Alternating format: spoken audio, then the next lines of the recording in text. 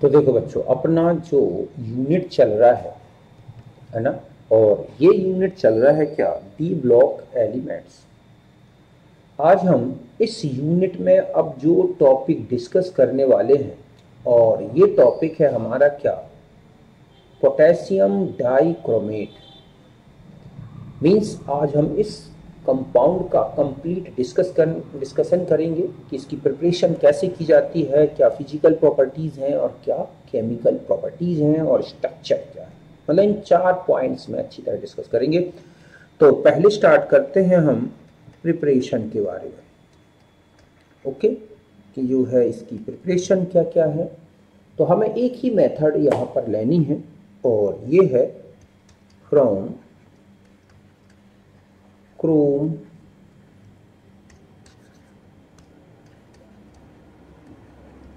Iron stone.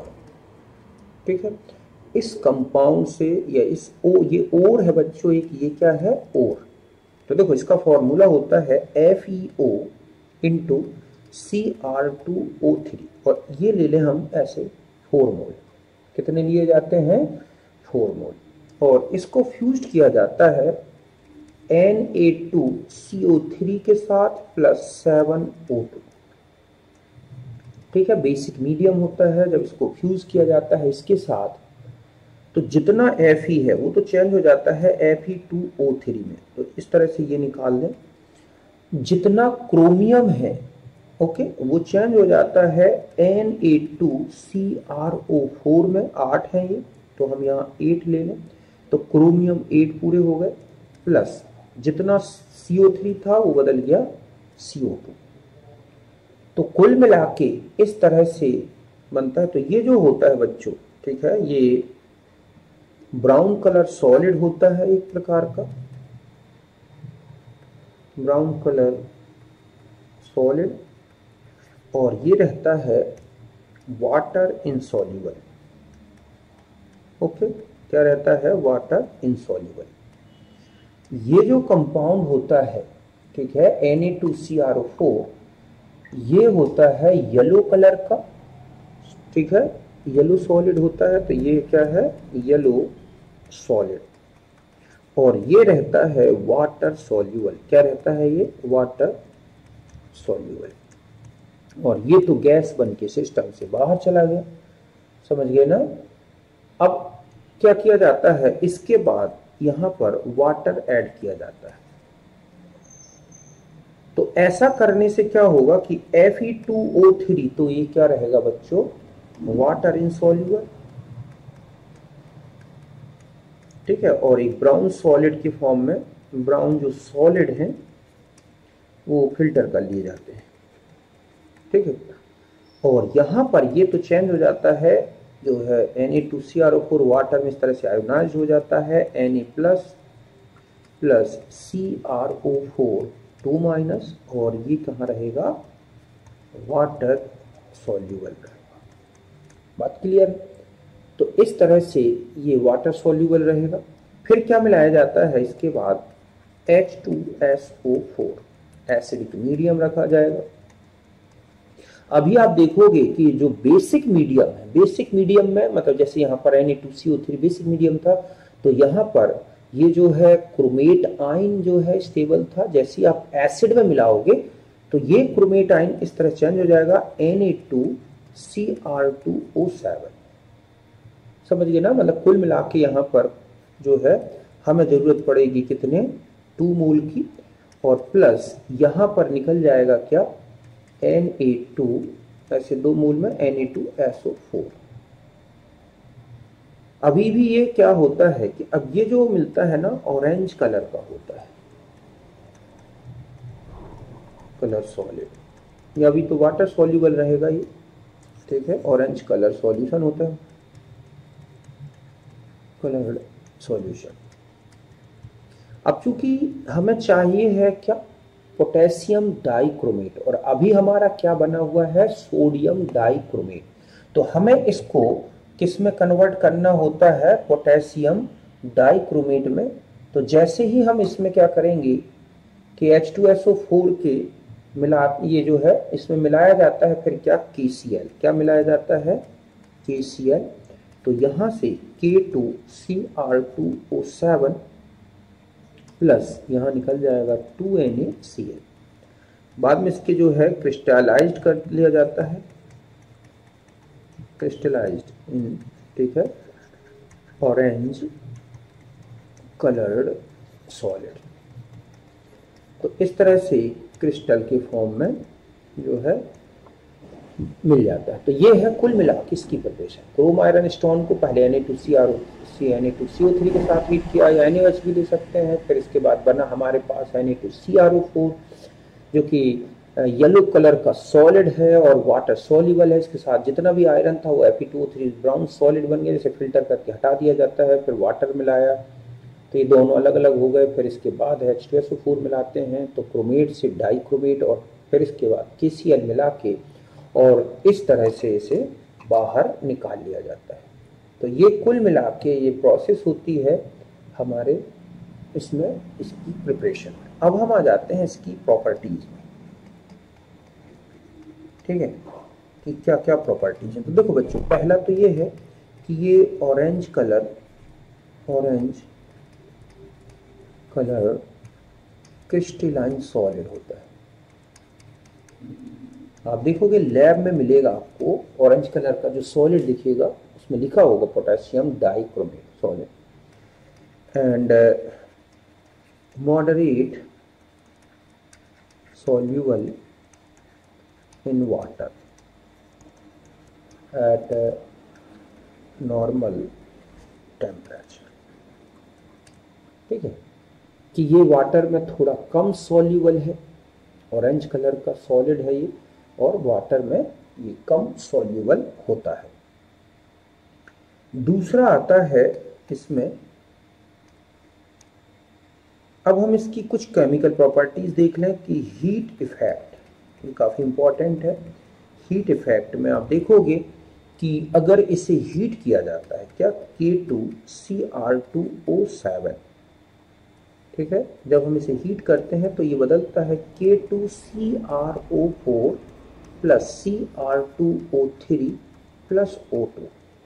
अगर हम इसे बैलेंस करें तो हमें चाहिए है 2 और 2 4, तो यहाँ पे 2 लगा दें, है ना। तो पोटेशियम तो हो गए 4, ठीक है, क्रोमियम थे 4, 2 यहाँ 2 यहाँ, टोटल ऑक्सीजन 14 थे, 14 में से 8 और 3 11, है ना। तो बाकी बच्चे कितने, 3, तो ये हो जाएगा 3/2।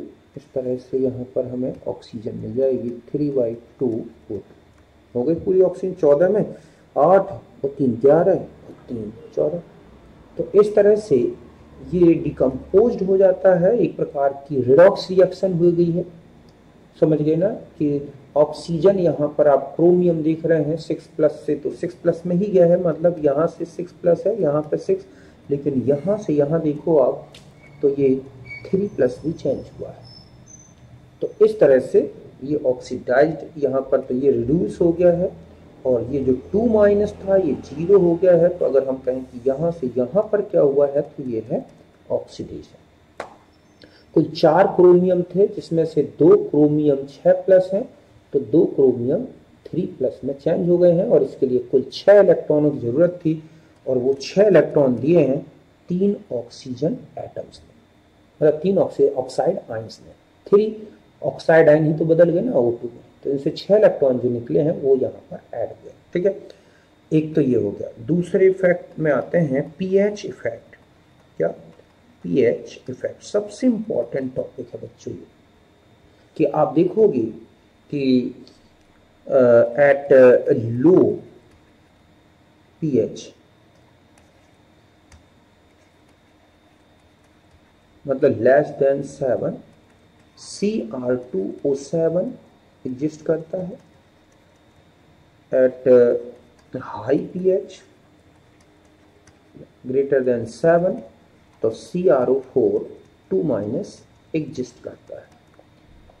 लो पीएच मतलब एसिडिक मीडियम, हाई पीएच मतलब बेसिक मीडियम। देखो इस तरह से समझें, ये है Cr2O7 2-। ठीक है, कैसा है ये, ऑरेंज कलर। इसको जब हीट किया जाता है बेसिक मीडियम में, तब ये क्या करता है, CrO4 2 माइनस 2 मोल इस तरह चेंज हो गए और प्लस क्या H2O। तो यहां पर आप देख रहे हैं कि ये क्या है, बेसिक मीडियम। तो यहां पर ये जो चेंज हो जाता है येलो कलर में, means stable in basic medium. ये बेसिक मीडियम में क्या है बच्चों, स्टेबल है ना। कि जैसे हमने सी, ये कौन सा आयन है, इसको बोलते हैं डाई क्रोमेट आयन, और ये कौन सा आयन है, क्रोमेट आयन। तो अगर ये क्वेश्चन आता है कि बेसिक मीडियम में कौन सा आयन स्टेबल है, तो वो होता है क्रोमेट आयन। अब देखो, अगर हम एसिडिक मीडियम है, सॉरी बेसिक मीडियम है, और अब हम यहां पर एसिड मिला दें, ठीक है, कि यहां मान लो आपने एसिड मिला दिया कि यहां पर है एसिडिक मीडियम, ये तो ये चेंज हो जाता है Cr2O7 2 माइनस प्लस क्या H2। तो यहां पर आप देख रहे हैं कि ये फिर से ऑरेंज कलर का हो जाएगा, ठीक है, इस तरह से। और हम ये कह सकते हैं कि stable in acidic medium, acidic medium में ये क्या है बच्चों, स्टेबल है। तो यही पीएच का इफेक्ट है। और ये बता दूं कि CrO2O7 2 माइनस इस तरह से एग्जिस्ट रहते हैं एक दूसरे के साथ एट pH इक्वल टू 4, मतलब यहां बेसिक यहां एसिडिक, इस तरह से एक दूसरे में कन्वर्ट होते रहते हैं एट pH 4 पे।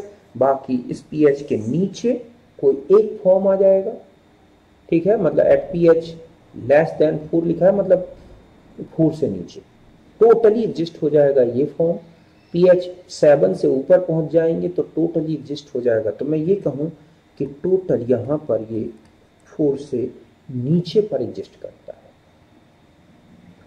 तो ये कंडीशन बन गई हमारी pH, ठीक है, इफेक्ट ऑन Cr2O7। अच्छी तरह से ध्यान रखना है, एसिडिक मीडियम में कौन एग्जिस्ट करता है बच्चों, Cr2O7 2 माइनस। बेसिक मीडियम में कौन एग्जिस्ट करता है, CrO4 2 माइनस। तो ये था इसका pH इफेक्ट। अब है, ठीक है, इसकी reaction with H2O2 in ether and at low temperature, कि अगर इसको ईथर में रखा जाए एसिडिक मीडियम में तो क्या होगा। तो देखो बच्चों, रिएक्शन ऐसे चलती है, K2Cr2O7 प्लस H2SO4 ये लिया जाता है, तो ये चेंज हो जाता है पहले तो इस तरह से K2SO4 प्लस H2Cr2O7, एक एसिड बन गया ये, ठीक है। फिर क्या होता है कि H2Cr2O7 प्लस H2O2, अभी हम देखते हैं ये कितने मोल लगता है। तो इसमें एक कंपाउंड बनता है CrO5 2 मोल एसिड। और देखो क्या बच्चा, तो ऑक्सीजन हमारे पास 4 ये और एक H2O यहां से निकाल दो, 5 दूनी 10, 10 में से 7 और 8 कितने हो गए, 7 और 8 हो गए हमारे पास ये 13, 13 में से 10 निकल गए। तो यहां पर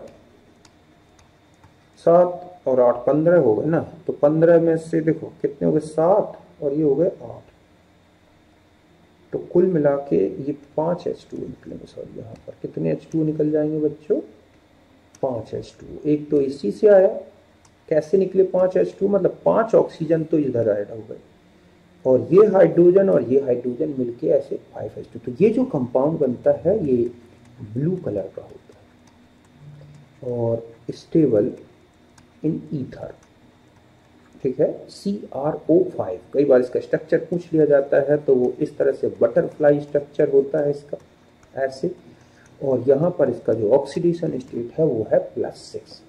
कि अगर लॉन्ग स्टैंडिंग कर दें, ठीक है, अगर लगातार इसको कई घंटों तक रख दिया जाए तो फिर ये ऐसे बदल जाता है CrO5 प्लस H2SO4, ठीक है, तो ये बदल जाएगा Cr2SO4 का होल थ्राइस। कितने लग गए यहाँ देखो आप, तो यहाँ हो गए कुल मिला के 3, है ना, Cr2 हो गए और प्लस 3H2O निकाल दो। अब ऑक्सीजन देखो कितने बचे, 10 थे, 10 में से 3 यहाँ निकल गए, तो यहाँ पर हो गया 4H2O। कुल मिला के ये इस तरह से, और फिर ये ग्रीन कलर का हो जाता है। कैसा हो जाता है? ग्रीन कलर का, मतलब एक रेडॉक्स रिएक्शन पे पूरी हो जाएगी। तो इस तरह से ईथर में अगर एक क्वेश्चन बनता है, हाइड्रोजन पेरोक्साइड के साथ रिएक्शन पूछी गई है, उसमें भी आती थी पहले, यहाँ पर, तो ये रिएक्शन आपको अच्छे से याद रखनी है। फिर हम आ जाते हैं इसके ऑक्सीडाइजिंग नेचर के वाले। ठीक है बच्चों, तो ध्यान रखें कि जो K2Cr27 जो है, K2Cr2O7 इज, ठीक है, strong oxidiser in acidic medium. समझ गए ना कि जो ये है कौन, K2Cr27, ये एसिडिक मीडियम में एक स्ट्रॉन्ग ऑक्सीडाइजर है, क्योंकि ये डिकम्पोज्ड होता है एसिडिक मीडियम में और चेंज हो जाता है किसमें, क्रोमेटाइन, मतलब डाई इसमें Cr3 आइन में, और इसीलिए ये बहुत ही अच्छा ऑक्सीडाइजर का वर्क करता है। तो अगर हम इसका देखें कि कितना इसका पोटेंशियल है, और यहाँ पर तो इस तरह से चेंज होता है बच्चों, देखो Cr2O7 2 minus plus 14H plus 6 electron, तब ये चेंज हो जाता है Cr, देखो तो यहाँ पर है 6 प्लस और यहाँ चला गया 3 प्लस 7H2O। तो ये किसी से इलेक्ट्रॉन एक्सेप्ट कर सकता है। तो अगर मैं कहूँ कि इसका n फैक्टर कितना है, तो वो है 6, और इसका इक्विवेलेंट मास कितना है, तो जितना भी मोलर मास है 6 से डिवाइड कर दें, और इसका जो इलेक्ट्रोड पोटेंशियल है इस तरह से 3 प्लस साइन में बदलने का, वो है 1.33 वोल्ट। ठीक है, जो काफी है, और इस तरह से एक अच्छा ऑक्सीडाइजर है ये। अब ये कहाँ किसको किस में ऑक्सीडाइज कर देता है, देखो अगर हम देखें इसमें, तो पहली रिएक्शन तो ये है, ठीक है, कि ये FeSO4 into ammonia NH4 whole twice SO4 into 6H2O को ये क्या कर देता है बच्चों, ऑक्सीडाइज्ड कर देता है इन, ठीक है, Fe3 प्लस आइन, और ये कहलाता है पूरा FeS। तो हम पूरी रिएक्शन इसकी ना देके हम इस तरह से लेंगे कि इस तरह से लेंगे, देखो ऐसे रिएक्शन चलेगी, K2Cr27 plus 4H2SO4 gives K2SO4 plus Cr2SO4 का होल थ्राइस प्लस 4H2O और प्लस 3O। यहाँ पर यही क्या है बच्चों, ऑक्सीडाइजर है। अब देखो कैसे ऑक्सीडाइज करता है, यहाँ पर ले लें हम FeSO4 into NH4 whole twice SO4 into 6H2O, तो ये 2 मोल प्लस यहाँ पर एक ऑक्सीजन प्लस और एक यहाँ ले लें H2SO4। ठीक है, तो कुल मिला के ये क्या करता है कि ये चेंज करेगा FeSO4 Fe2SO4 का होल थ्राइस, मतलब पूरा Fe3 प्लस में चेंज हो गए, प्लस अमोनियम सल्फेट तो बच्चों पूरा जैसा का तैसा निकल जाता है, इसका कोई यूज नहीं हो पाता, यहाँ पे ऐसे चेंज हो गया। ठीक है, और यहाँ पहले 2 मिनट रुको, मैं इसमें मल्टीप्लाई कर दूं इंटू 3, क्योंकि यहाँ पर 3 मोल ऑक्सीजन ऊपर निकले हैं, तो ये बदल जाएगा 3।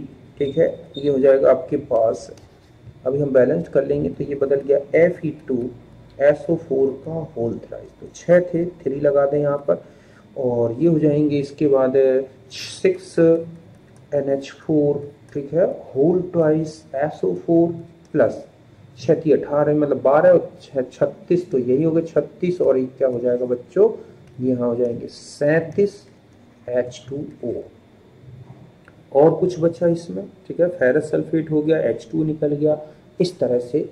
तो अगर आप यहाँ देखें कि K2Cr2O7, ठीक है, ये 1 मोल लिया जाए, तो यहाँ पर 6 मोल लगता है क्या बच्चों, FeSO4, या हम पूरा ना लिख के मैं इतना लिख दे रहा हूं इस तरह से।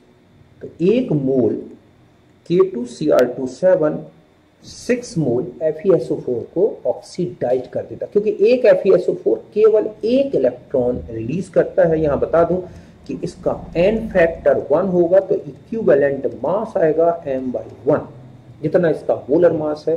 किसका n फैक्टर? फेरस का। और यही रीजन है कि आपने देखा था यहां चाहिए 6 इलेक्ट्रॉन, तो 1 मोल से FeS से 1 इलेक्ट्रॉन, इसलिए कुल मिला के यहां पर लग जाते हैं हमें कितने? 6 मोल यूज करने होंगे। ठीक है, एक दो रिएक्शन और है इसकी इसी तरह से, वो और लिख देता हूं। ठीक है, एक तो ये हो गई, दूसरी होती है Ki से रिएक्शन, तो Ki प्लस H2O प्लस यहाँ सॉरी O, तो ये बदल जाता है KOH, ये 2 मोल ले लें, और प्लस आयोडीन, इस तरह से। तो कुल मिला के यहाँ हम मल्टीप्लाई कर सकते हैं कितने से? 3 से।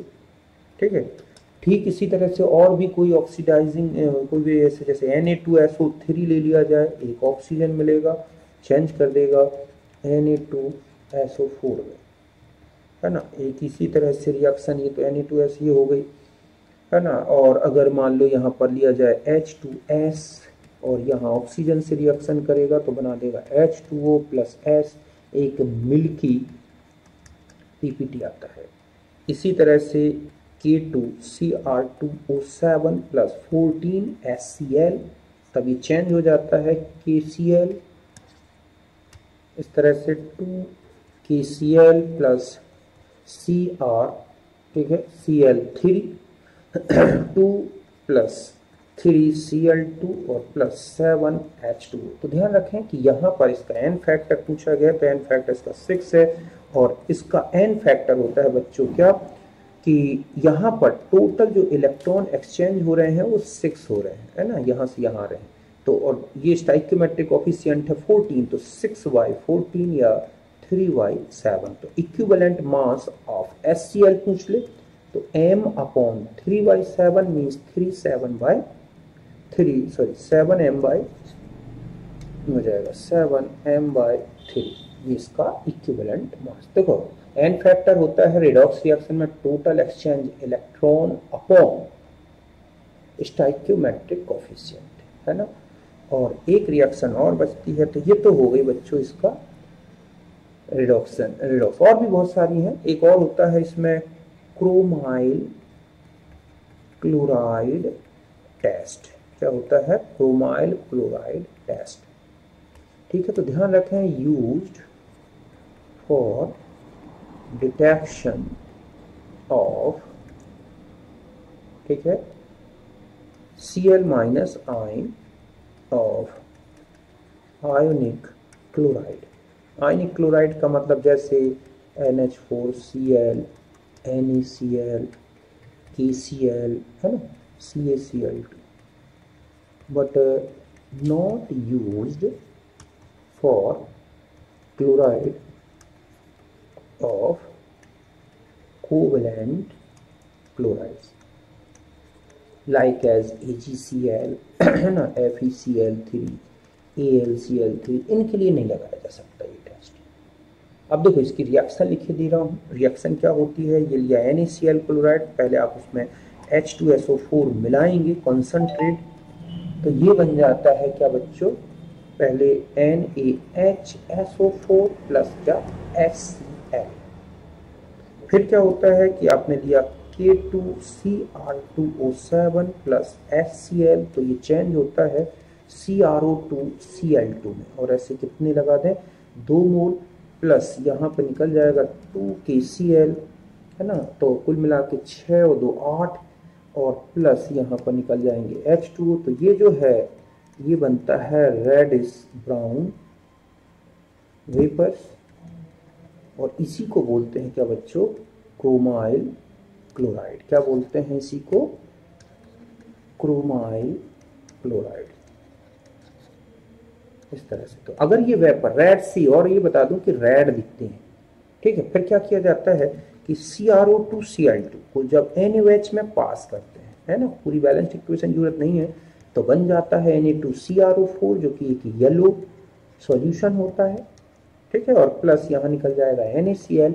और जैसे ही आप ये है Na2CrO4 में क्या मिलाओगे, lead acetate whole twice Pb, तो ये चेंज हो जाता है PbCrO4, एक येलो PPT आ जाता है। और इस तरह से येलो PPT का आना ये कंफर्म कर देता है कि आपको एक क्लोराइड दिया गया। तो एसिडिक रेडिकल होता है लैब में, उसको हमें क्रोमाइल क्लोराइड टेस्ट लगाना होता है। तो एक तो यही पूछा जाता है बच्चों की क्रोमाइल क्लोराइड का फॉर्मूला क्या है, और येलो प्रेसिपिटेट लेड एसीटेट के साथ ये। बाकी बचता है इसका क्या बच्चों, स्ट्रक्चर। ठीक है, तो स्ट्रक्चर में आप देखोगे कि जो Cr ये है इस तरह से, या हम इसको ऐसे ले लें कि दो जो Cr हैं, ये Cr ऐसे जुड़े हैं, और इसमें सभी बॉन्ड जो है एक से लेंथ के होते हैं। ये वाले जो कि Cr, ये वाले 6 के 6 ऐसे रहेंगे, है ना। और जो 2 माइनस है वो इस तरह से डिस्ट्रीब्यूट होता रहता है इनमें, जैसे इसका 1/3 -1/3 -1/3 -1/3 -1/3 -1/3, और ये एंगल लगभग 126 डिग्री का। तो 6 CrO बॉन्ड्स जो होते हैं are equal due to resonance, ये ठीक है। और यहाँ की जो हाइब्रिड स्टेट है वो है क्या, sp3। ठीक इसी तरह से CrO4 में भी इस तरह से स्ट्रक्चर होता है, और इनमें भी 2 माइनस चार्ज यहाँ पर डिस्ट्रीब्यूट रहता है, -1/2 -1/2 -1/2 -1/2, और यहाँ पे भी 6+ स्टेट है। यहाँ पर भी कितनी है बच्चों, 6+। और इसमें भी CrO बॉन्ड्स जो है, बॉन्ड लेंथ और इक्वल, ठीक है। बॉन्ड लेंथ यहाँ पर पूरी याद रखना है इस तरह से। और एक काम की चीज़ बता दूं कि K2Cr2O7 यूज्ड एज, ठीक है, used as primary standard in lab, but Na2Cr2O7 as secondary standard, because it is deliquescent in nature, मतलब है कि वाटर एब्जॉर्ब कर लेता है, therefore its molarity changed with time। समझ गए ना कि हम K2Cr2O7 का सीधा सॉल्यूशन लेके टाइट्रेशन स्टार्ट कर सकते हैं, लेकिन अगर हमें Na2Cr2O7 यूज करना है तो पहले इसका सॉल्यूशन बनाया जाएगा, फिर इसका टाइट्रेशन करके इसकी कॉन्सेंट्रेशन एक्चुअल निकाली जाएगी, फिर यूज कर सकते हैं। ये है, इसीलिए ये। और अगर सॉल्युबिलिटी पूछी गई है बच्चों, ठीक है, तो solubility of K2Cr2O7 less than Na2Cr2O7, क्योंकि अगर एनायन बहुत बड़े हों तो सॉल्युबिलिटी जो होती है वो कैटाइन की साइज बढ़ने से कम हो जाती है। तो K2Cr2O7 लेस सॉल्युबल देन ये है। तो ये हमारा आज इसके बारे में था। ओके, तो इतना ही बच्चों अच्छे से तैयार रखना है इसके बारे में। ओके, फिर मिलते हैं नेक्स्ट वीडियो में जिसमें हम KMnO4 को डिस्कस करेंगे।